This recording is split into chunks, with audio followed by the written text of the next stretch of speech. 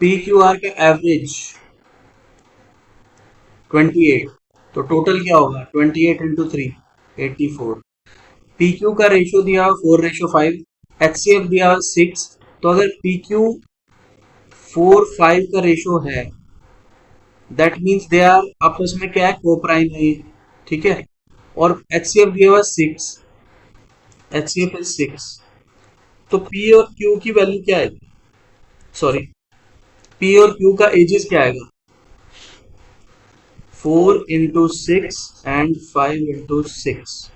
P का as और Q का एज 24 एंड 30, बिकॉज यहां से ये रेशियो दी हुई है पी और क्यू की, और ये एच सी एफ दिया हुआ है, ठीक है। So it is basically H C F into A and H C F into B, अगर ए रेशियो बी है तो, ठीक है ना। एच सी एफ को आप ए से मल्टीप्लाई करोगे पी की वैल्यू मिल जाएगी, एच सी एफ को आप बी से मल्टीप्लाई करोगे क्यू की वैल्यू मिल जाएगी, ठीक है। बिकॉज वो खुद ही बोल रहा है क्वेश्चन में कि एज जो एज का जो एजेस का रेशियो है वो है 4:5, और एच सी एफ है उसी एजेस का एच सी एफ है 6।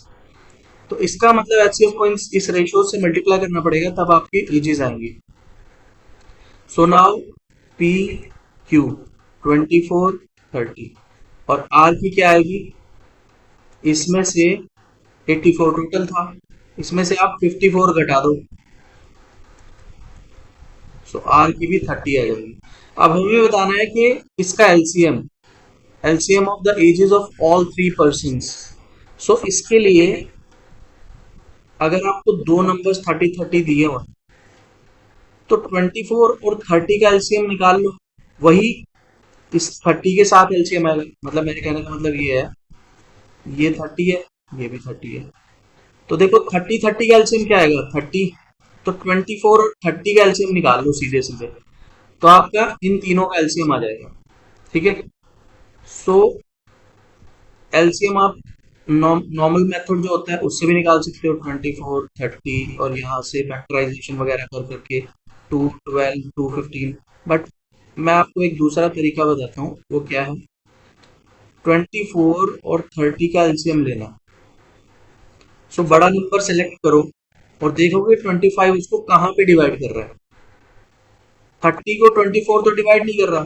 अगला मल्टीपल क्या है 60, क्या 24 60 का फैक्टर है, नहीं।